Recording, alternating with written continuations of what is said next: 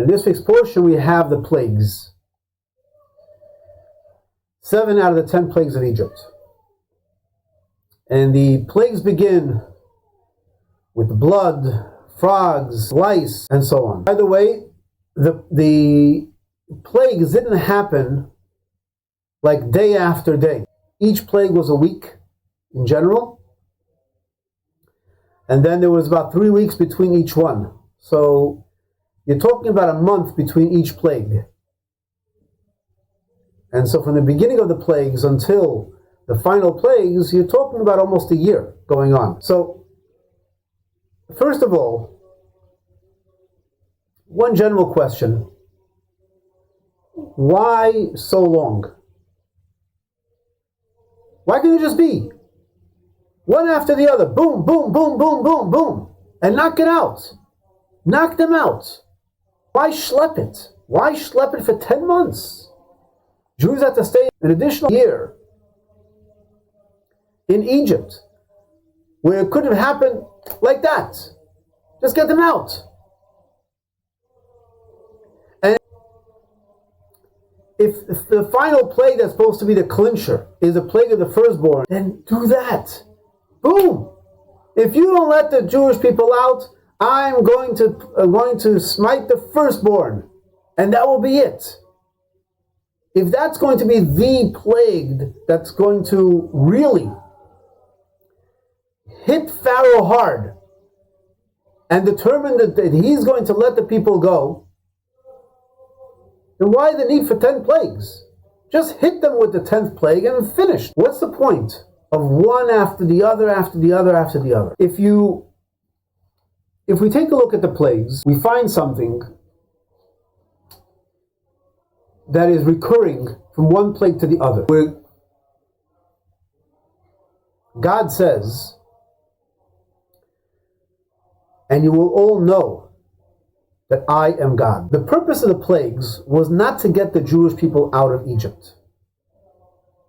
If it was to get the Jewish people out of Egypt, God didn't need to go to Pharaoh, let them out. Why does God need to send Moses to tell Pharaoh, let my people go? God is God. God, you can end this like this. Just get them out. What does it take? You want a plague of darkness so they won't know what's going on and get them out? Do a plague of darkness. You can do a vanishing act. Here, the Jewish people, now you see them, now you don't. And they appear in the desert. I mean, there's a lot of tricks in God's hat. What does it take? Why do you have to go to Pharaoh? And from which Moses? He has to go in, and he has to every time plead with him. Enough. Stop playing the games. First of all, it was the phrase about that you should know that I am God is the goal and objective. Pharaoh was the king of the greatest empire at that time. It was a superpower. They ruled over the entire region, entire world at that time. And they worshipped all these deities. It was a pagan society. Worshipping things, even the gods that they worshipped, was about self. It was worshipping things. They worshipped the Nile. Why did they worship the Nile River? They worshipped the Nile River because they were dependent upon the Nile River for irrigation. The Nile River, it was what brought sustenance to the land of Egypt. They worshipped the sun. The sun also is a source of energy, a source of light, a source of heat. They relied upon the sun for seasons. It was practical to know about irrigation, to know about when to plant, when to prepare for their crops. They worshipped the things that helped them. So in a sense, who were they worshipping? They were worshipping themselves. At the center of their worship was, what will bring me greater power, greater wealth, greater control. They worship themselves. Now, if it takes for me to bow down and to serve some things for the Nile, I'll serve the Nile. I'll do whatever it takes because I need the Nile to serve me. I'll make nice to the Nile. I'll make nice to the sun.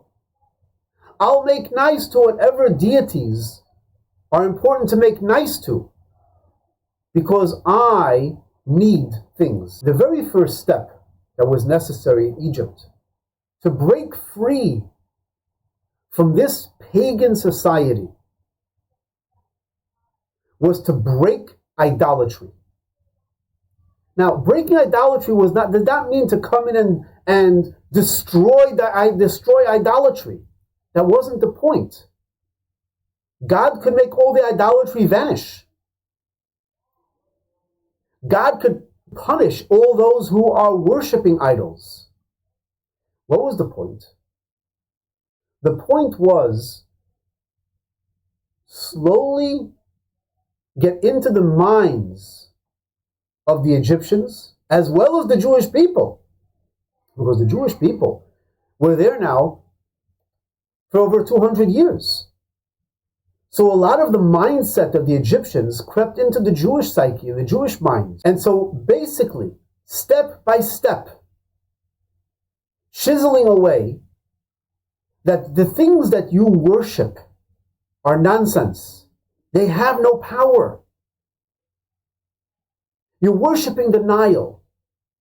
If you're worshiping the Nile and it's a deity, don't you think that the Nile has control, at least over itself? And so what happens in the first plague? The Nile turns into blood. What happened? That was symbolic that the Nile is dead, has turned into blood. Is this the death of the Nile? Is this the death of the deity, the Nile? What's going on here? And the next plague was also about affecting the Nile. Where all the frogs came out of the Nile. What happened? It's no longer a place of sustenance. All the frogs which reside in the Nile can no longer be in the Nile. What's going on? The purpose was not to destroy the Nile. After all, the Nile is God's creation. It's a river. What do you want from it? Why is God hitting the Nile? God wants that the Egyptians should begin rethinking, what are we worshiping? The things that we're worshiping are no longer in control of itself. Later on, deep into the plagues, you had the plague of darkness. That was also, you worship the sun can't even control itself. In the middle of the day, there's no longer any light, it's darkness. Darkness for an entire week. So if God just wanted to get the Jewish people out, first of all, start with the plague of the firstborn. Or don't even deal with Pharaoh, just get them out. Purpose was, God wants that the people, that humanity, and especially the Jewish people, but even humanity, led by Pharaoh himself, should begin recognizing that what we are worshiping is nonsense.